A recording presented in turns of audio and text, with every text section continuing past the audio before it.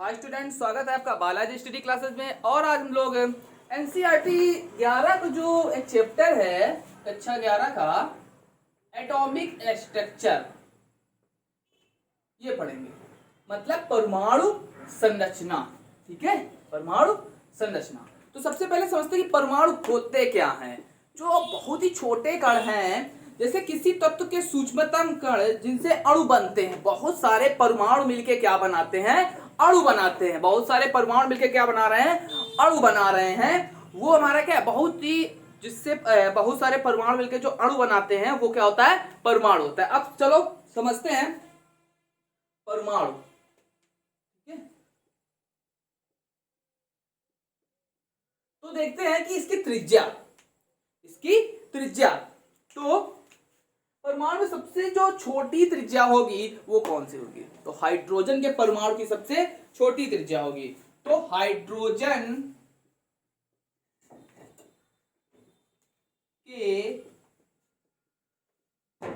परमाणु की त्रिज्या अब बताइए कितनी होगी? तो हाइड्रोजन के परमाणु की त्रिज्या होगी 0.28 एंगस्ट्रॉम। और हमें पता है कि एंगस्ट्रॉम, एक एंगस्ट्रॉम बराबर कितना होता है? 10⁻⁻10। तो समझ लो कि कितना छोटा होगा कि 0.28 तो है और फिर 10⁻⁻10। तो समझ लो कितना छोटा होगा।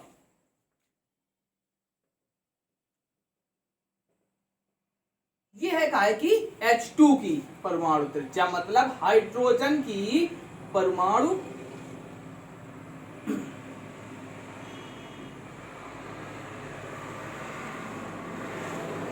ठीक है।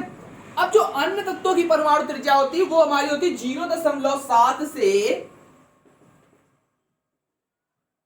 2.5 एंगस्ट्रॉम। ठीक है, अन्य तत्वों की परमाणु त्रिज्या लिख लेते हैं यहां पे पहले हम लोग।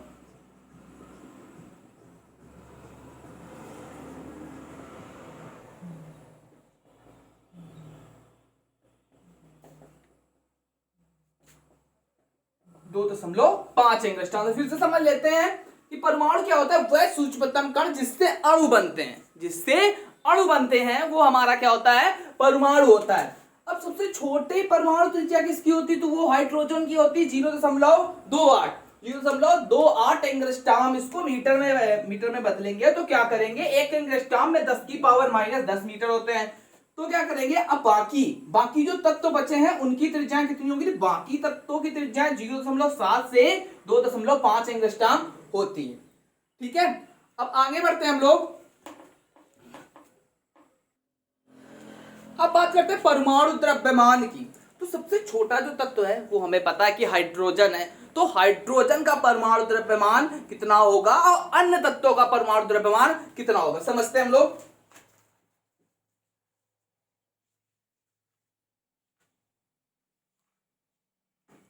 बात करते हैं परमाणु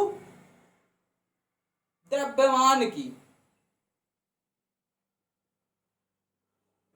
ठीक है, तो जो हाइड्रोजन का परमाणु द्रव्यमान है वो है 1.008 AMU। अब बहुत ही ज्यादा कंफ्यूजन रहती है कि ये AMU क्या है। AMU क्या है? तो AMU का मतलब है, लिख लेते हैं यहां पे हम लोग कि AMU जो दिया होगा ये होता है एटॉमिक मॉस यूनिट। ठीक है स्टूडेंट, आशा करते हैं कि समझ में आ रहा होगा। ठीक है, अब बाकी तत्वों का, हाइड्रोजन को छोड़कर जो बाकी तत्व होते हैं उनकी परमाणु त्रिज्या कितनी होती है? तो बाकी तत्वों की परमाणु त्रिज्याएं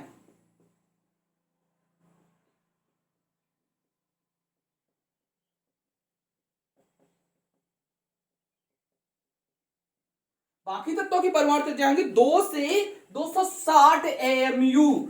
2 से 260 AMU। AMU मतलब एटॉमिक मॉस यूनिट। मतलब एटॉमिक मॉस यूनिट मतलब क्या है कि एक परमाणु का द्रव्यमान की जो नापने की जो इकाई है वो है क्या? AMU। मतलब अगर हम परमाणु, हाइड्रोजन के परमाणु द्रव्यमान की बात करते हैं तो हाइड्रोजन का परमाणु द्रव्यमान 1.0008 AMU होता है।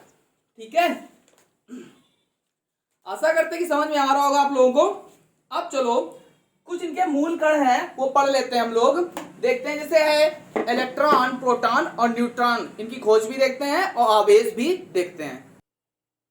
ठीक है स्टूडेंट, तो देखो परमाणु जो होता है, तो परमाणु के अंदर तीन चीजें होती हैं, इलेक्ट्रॉन, प्रोटॉन और न्यूट्रॉन। ठीक है, अब देख लेते हैं कि मूल कणों के अभिलक्षण मतलब इनके लक्षण क्या क्या हैं वो देखते हैं। लिख लेते हैं मूल कणों के अभिलक्षण।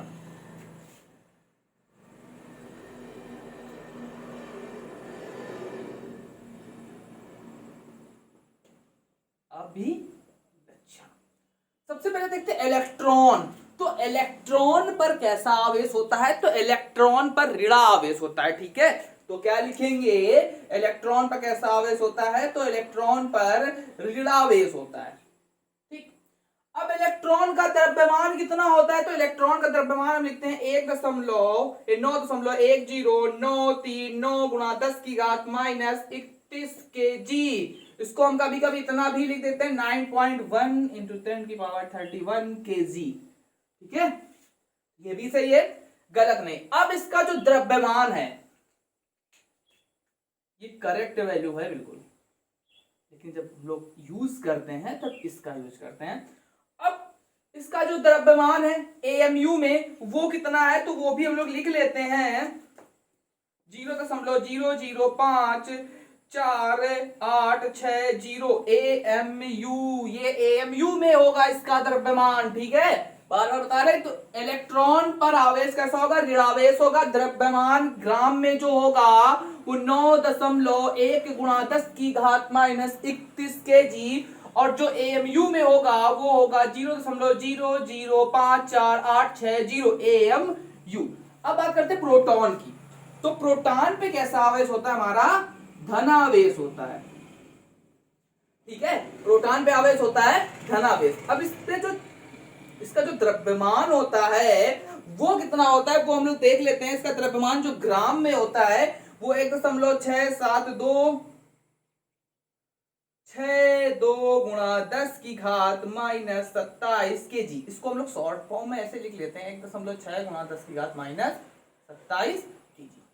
ठीक है, देखिए करेक्ट वैल्यू हमारी क्या होती है, ये होती है करेक्ट वैल्यू जो हमारी होती है ग्राम में प्रोटॉन की, वो ये होती है कितनी, 1.67262 गुणा 10 की घात माइनस 27 kg।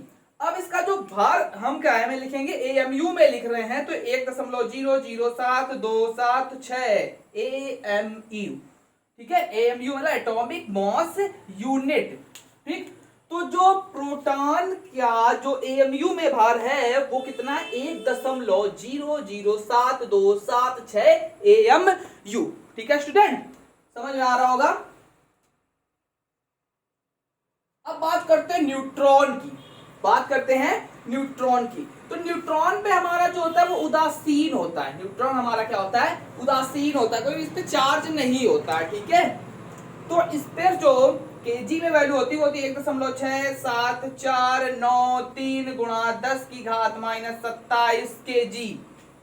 कितना होता है, 1.6749 गुणा 493 गुणा 10 की घात माइनस 27 kg। ये 9 बना है।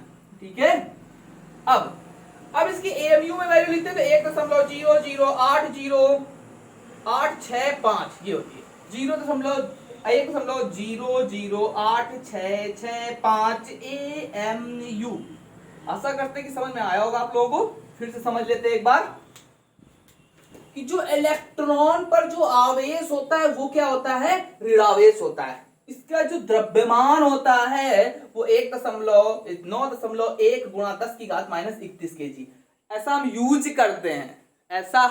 यूज करते हैं, लेकिन जब करेक्ट वैल्यू लिखने को आएगी तो हमें ये वाला लिखना है 9.1039 गुणा 10 की घात माइनस 31 kg, 10 की घात माइनस 31 kg।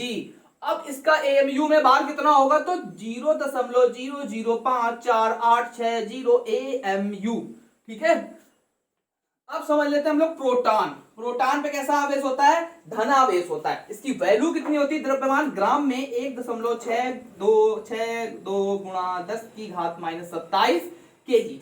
अब हम यूज क्या करते हैं? जब कहीं पे यूज करना होता है तब हमें ये वैल्यू लगाते हैं, 1.6 गुणा 10 की घात -27 केजी। एएमयू में भार, एएमयू में इसका भार देखते हैं हम लोग कितना होता है, 1.007276 एएमयू, एटॉमिक मॉस यूनिट। ठीक। अब बात आती है न्यूट्रॉन की। तो न्यूट्रॉन पे क्या होता है? जो इसका द्रव्यमान होता है वो होता है 1.6749 गुणा 10 की घात -27 केजी। अब इसका क्या करते हैं? इसका भी एएमयू में भार देखते हैं तो 1.008665 एएमयू। ठीक है। अब बात करते हैं कि खोज। अब मान लो ये जो है इलेक्ट्रॉन, प्रोटॉन, न्यूट्रॉन, तो इनकी खोज भी तो की होगी किसी ने। तो खोज की बात करते हैं तो आशा करते हैं कि ये समझ में आया होगा। ठीक है। अब हम बात करते हैं हम लोग का है कि खोज की।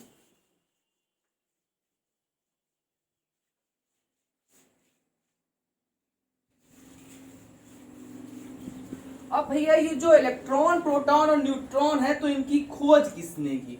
तो एक ट्रिक याद रखनी है, ईंट पर गिरकर नाच। ठीक है। ईंट पर गिरकर नाच। ठीक। ईंट पर गिरकर नाच।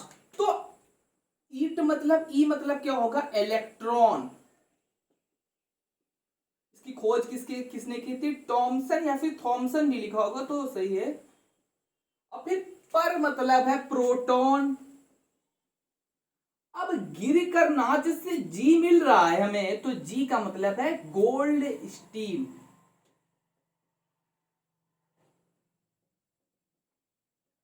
अब एन का मतलब है न्यूट्रॉन और इसका मतलब है जेड। अब कंफ्यूजन कहां पे आती है?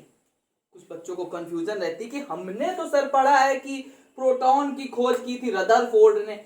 रदरफोर्ड ने खोज नहीं, रदरफोर्ड ने खोज की थी गोल्डस्टीन ने, और जो नामकरण किया था वो किया था रदरफोर्ड ने। कंफ्यूजन नहीं होनी चाहिए जरा सी भी कि अगर कोई पूछ देता है कि प्रोटॉन की खोज किसने की थी तो हम गोल्डस्टीन बताएंगे, लेकिन अगर नामकरण की बात आ जाए, नामकरण की बात आ जाए तो किसने की थी? नामकरण की बात आ जाए तो किसने किया था? रदरफोर्ड। जैसे बच्चे के माता पिता तो मान लो वही हैं, अब किसी ने नामकरण कर दिया तो बच्चा उसका थोड़ी ना हो गया। तो जो मतलब जिसने खोज की थी वो क्या है? गोल्डस्टीन। नामकरण किसने किया है? रदरफोर्ड। ठीक है। अब देखते हैं हम लोग, अब जो एटम है, ये तो सिंपल सी बात हो गई। अब आते हैं हम लोग एटम, परमाणु पर।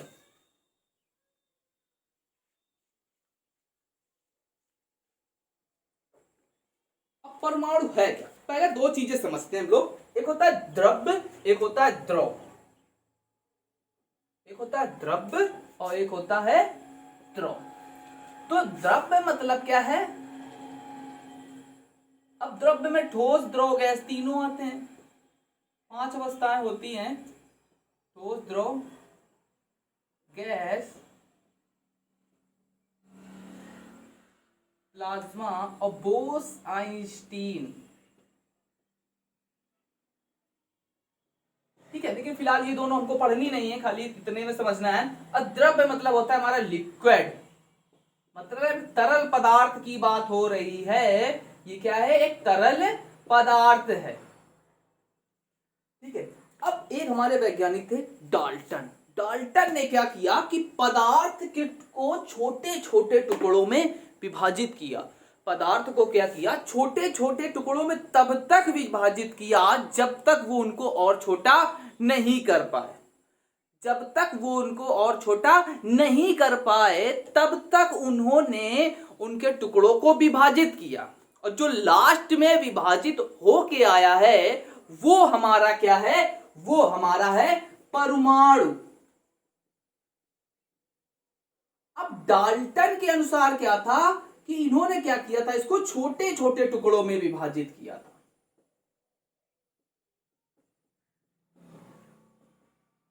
छोटे छोटे टुकड़ों में विभाजित किया था। कब तक किया था? जब तक ये और छोटे ना हो जाएं। ठीक है, अब देखते हैं हम लोग। ठीक है स्टूडेंट, तो जो डाल्टन ने किया था इसको छोटे छोटे टुकड़ों में विभाजित किया, तब तक किया था जब तक ये और ज्यादा छोटे ना हो। तो इन्होंने इनका नाम दिया क्या? एटम। इन्होंने इसका नाम क्या दिया? एटम।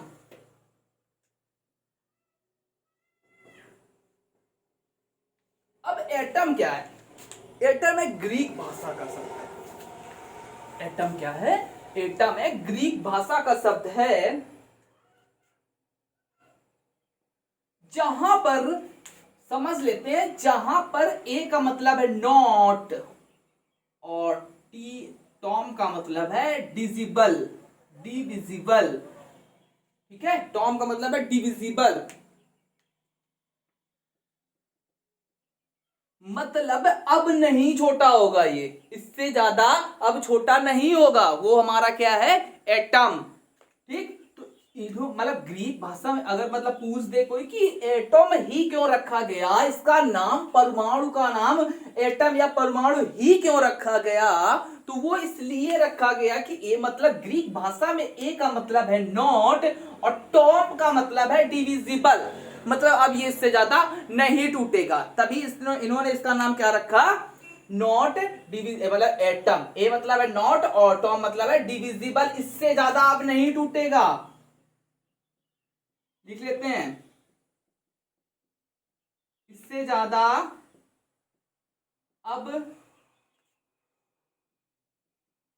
नहीं टूटेगा, इससे ज्यादा अब नहीं टूटेगा। ठीक है, अब बात करते हैं इनके मॉडल। भैया फिर क्या हुआ? अब फिर सबसे पहले फिर इनके मॉडल की बात करते हैं। तो मॉडल के लिए देखो, इतना तो समझ में आ गया होगा।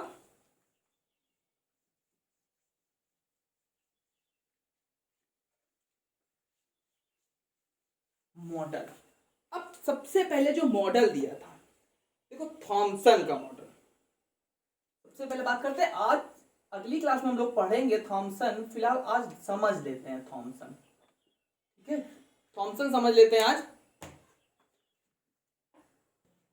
अब इसकी खोज के बाद क्या हुआ? इलेक्ट्रॉन, प्रोटॉन और न्यूट्रॉन की खोज के बाद मॉडल बने। मॉडल बने, मॉडल में क्या था कि उसमें हमें क्या ज्ञात होना था कि इलेक्ट्रॉन प्रोटॉन की स्थिति, जो परमाणु में जो स्थिति है वो कहां है। तो क्या क्या ज्ञात होना था? इलेक्ट्रॉन और प्रोटॉन की और न्यूट्रॉन की स्थिति काहे में ज्ञात करनी थी हमें? परमाणु में। तो भैया सबसे पहले एक हमारे बहुत ही अच्छे वैज्ञानिक थॉमसन, ठीक है, थॉमसन भी कह देते हैं इनको, थॉमसन, इन्होंने क्या बताया अगली क्लास में हम लोग पढ़ेंगे, फिलहाल आज समझ लेते हैं। इन्होंने क्या बताया कि जो तरबूज होते हैं, जो तरबूज होता है, कटा हुआ तरबूज लेंगे हम लोग, उसका जो लाल वाला भाग है वो हमारा प्रोटॉन होगा और जो उसमें बीज धसे हुए हैं वो हमारा क्या होगा? वो इलेक्ट्रॉन होगा। न्यूट्रॉन तो ये बता ही नहीं पाए थे, तभी तो इनका नियम ही इसलिए फेल हुआ था क्योंकि ये न्यूट्रॉन बता ही नहीं पाए थे। न्यूट्रॉन की जब खोज हुई तो इनसे कहा गया कि भैया रखो न्यूट्रॉन को, तो ये रख ही नहीं पाए। और 1906 में इनको नोबेल प्राइज भी मिला था इसीलिए, क्योंकि इन्होंने क्या किया, लेकिन इनके नियम की बहुत ही अच्छी कंडीशन ये थी कि इन्होंने इतना बता दिया था कि इसमें जितने प्लस चार्ज होंगे उतने ही माइनस चार्ज होंगे। ठीक है, तो आगे देखते हैं हम लोग। ठीक है, तो इन्होंने क्या किया था, ये न्यूट्रॉन की स्थिति नहीं बता पाए थे, इन्होंने इलेक्ट्रॉन और प्रोटॉन तो बहुत ही अच्छे से समझा दिया था, लेकिन ये न्यूट्रॉन की जब खोज हुई तो इनसे कहा कि लो भैया न्यूट्रॉन को रखो अपने मॉडल में, तो ये क्या कर पाए थे, इसको अपने मॉडल में नहीं रख पाए थे, इसीलिए इनका नियम फेल हो गया था। ठीक है, आशा करते हैं कि आपको वीडियो समझ में आया होगा। अगर हमारा वीडियो पसंद है तो प्लीज चैनल को लाइक करें, सब्सक्राइब करें एंड बेल आइकन दबाना ना भूलें। थैंक यू दोस्तों।